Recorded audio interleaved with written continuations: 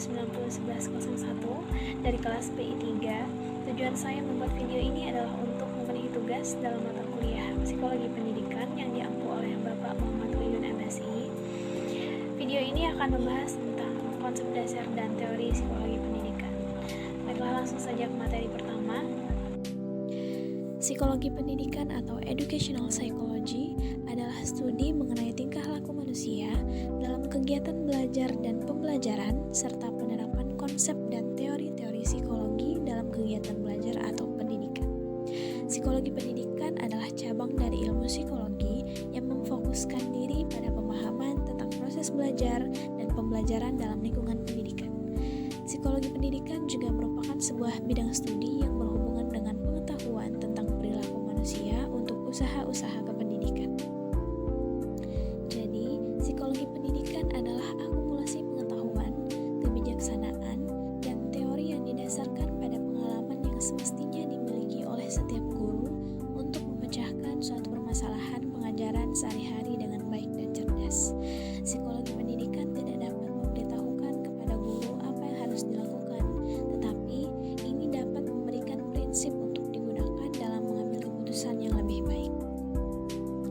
Peran dan manfaat psikologi pendidikan, yaitu yang pertama menentukan strategi dan metode pembelajaran, yang kedua mengevaluasi hasil dari pembelajaran, yang ketiga membentuk kepribadian pendidik, yang keempat ada membentuk prestasi belajar, yang kelima memahami perbedaan siswa, yang keenam menciptakan iklim belajar yang kondusif, yang ketujuh ada mengetahui keadaan emosi, dan yang kedelapan meningkatkan motivasi belajar siswa. Selanjutnya adalah teori perkembangan kognitif Jean Piaget. Piaget lebih menitik beratkan pembahasannya pada struktur kognitif.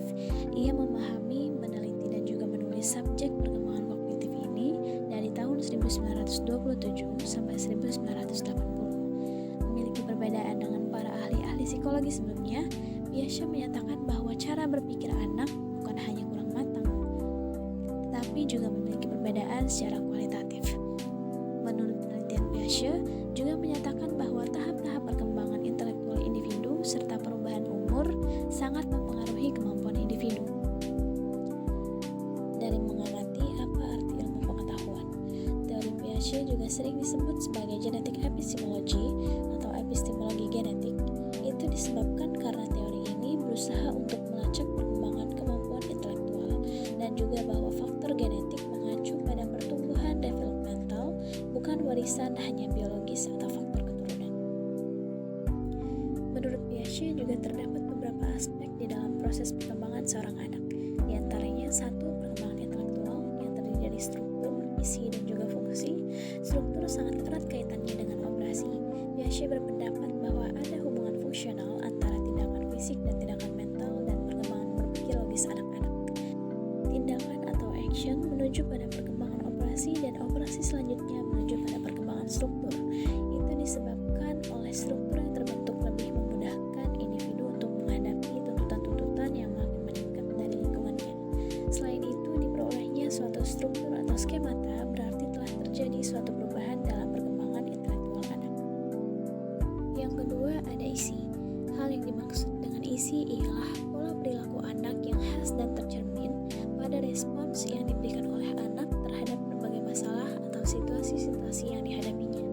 Pada tahun 1920 sampai 1930, Piaget berfokus pada penelitiannya yaitu tertuju pada isi pikiran anak, misalnya perubahan dalam kemampuan penalaran semenjak kecil hingga besar, konsepsi atau persepsi anak tentang alam sekitarnya yaitu pohon-pohon, matahari, bulan, dan konsepsi tentang beberapa peristiwa alam. Dan yang terakhir adalah fungsi. Fungsi merupakan salah satu cara yang digunakan organisme untuk membuat kemajuan-kemajuan intelektual mereka. Menurut Piaget, perkembangan intelektual didasarkan pada dua fungsi, yaitu fungsi organisme dan fungsi adaptasi. Yang pertama yaitu fungsi organisme. Fungsi organisme adalah untuk mensistematisasikan proses fisik dan psikologi menjadi sistem yang teratur dan berhubungan atau berstruktur. Seperti halnya seorang bayi yang mempunyai struktur-struktur perilaku untuk memfokuskan visual dan memegang benda secara terpisah. Piaget melihat perkembangan intelektual sebagai suatu proses dalam membangun model realitas dalam diri dengan tujuan untuk memperoleh informasi mengenai cara-cara membangun gambaran tentang dunia luar. Fungsi kedua yaitu yang dilandasi oleh perkembangan intelektual ialah adaptasi sebagai proses penyesuaian skema dalam merespon lingkungan melalui proses yang tidak dipisahkan, yaitu yang pertama adalah asimilasi.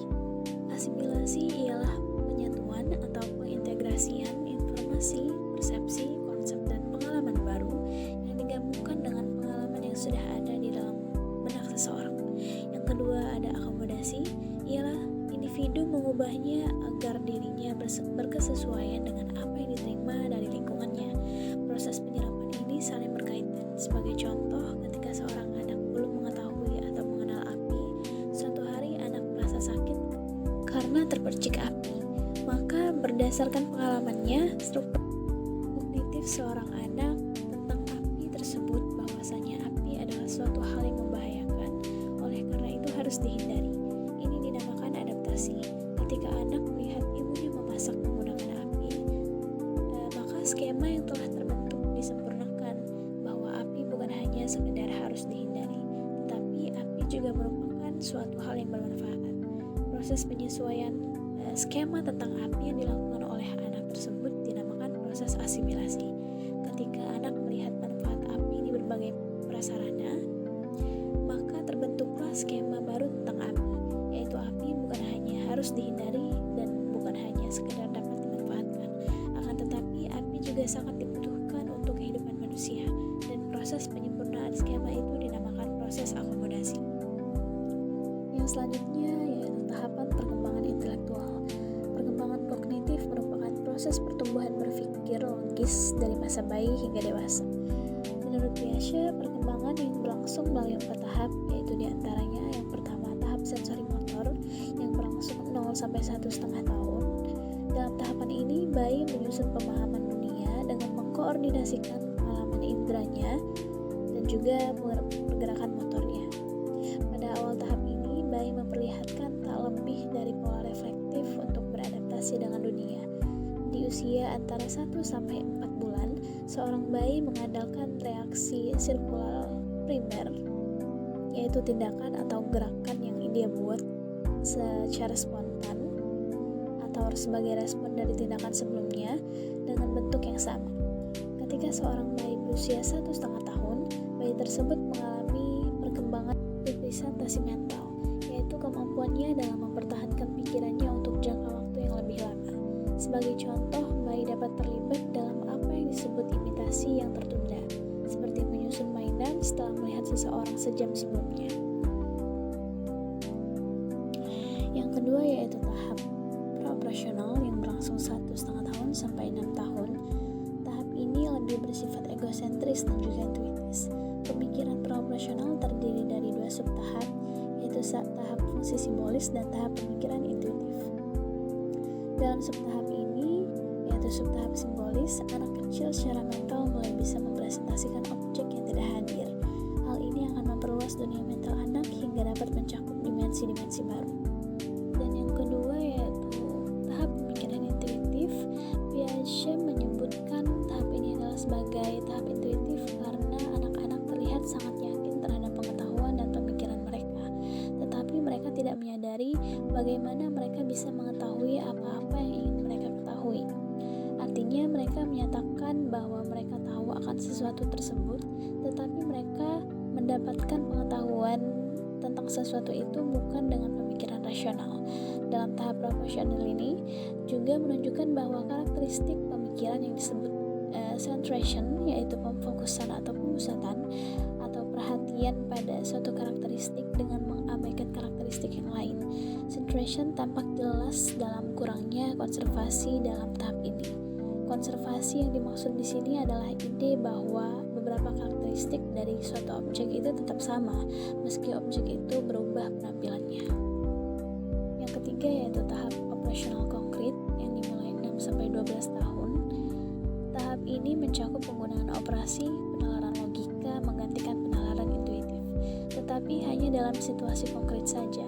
Kemampuan untuk mengklasifikasikan sesuatu yang sudah ada tetapi belum bisa memecahkan problem-problem abstrak yang ada. Sebagai contoh, pada level operasional konkret, anak-anak secara mental bisa melakukan sesuatu yang sebelumnya hanya mereka bisa lakukan secara fisik, dan mereka dapat membalikan operasi konkret ini. Yang penting dalam kemampuan tahap operasional konkret ini adalah pengklasifikasian atau membagi sesuatu menjadi subbab yang berbeda-beda dan memahami hubungannya. Tahap ini dimulai dengan tahap progressive decentering di usia 7 tahun untuk memperlihatkan atau mempertahankan ingatan tentang ukuran, panjang atau jumlah benda cair. Maksud ingatan yang dipertahankan di sini adalah gagasan bahwa satu kuantitas akan tetap sama walaupun penampakannya atau berbeda. Pemikiran operasional konkret dapat secara bersamaan memahami bahwa setiap batang harus lebih panjang ketimbang batang sebelumnya, atau batang sesudahnya harus lebih pendek dari batang sebelumnya. Aspek lain dari penalaran tentang hubungan antar kelas adalah transivity, yaitu kemampuan untuk mengkombinasikan hubungan secara logis untuk memahami kesimpulan tertentu. Yang terakhir adalah tahap keempat, yaitu tahap operasional formal, 12 tahun sampai ke atas. Pada tahap ini, seorang anak sudah mulai memikirkan pengalaman konkret dan memikirkannya secara lebih abstrak, idealis, dan juga logis. Kualitas abstrak dari pemikiran operasional formal ini sudah tampak jelas dalam pemecahan problem verbal. Pemikir operasional konkret perlu melihat elemen konkret A, B, dan C untuk menarik kesimpulan logis bahwa jika A sama dengan B dan B sama dengan C, maka A sama dengan C. Sebaliknya, pemikir operasional formal dapat memecahkan persoalan itu walau problem ini hanya disajikan secara verbal. Selain memiliki kemampuan abstraksi, pemikir operasional formal juga memiliki kemampuan untuk melakukan idealisasi dan membayangkan kemungkinan-kemungkinan yang akan terjadi. Pada tahap ini, anak mulai melakukan pemikiran spekulasi tentang kualitas ideal yang mereka inginkan dalam diri mereka dan diri orang lain. Konsep operasional formal juga menyatakan bahwa anak dapat mengembangkan hipotesis deduktif tentang cara untuk memecahkan problem dan mencapai kesimpulan secara sistematis. Tingkatan perkembangan intelektual manusia merupakan sesuatu yang mempengaruhi kedewasaan seorang manusia tersebut. Selain itu juga pengalaman fisik, pengalaman logika, transmisi sosial, dan juga pengaturan sendiri.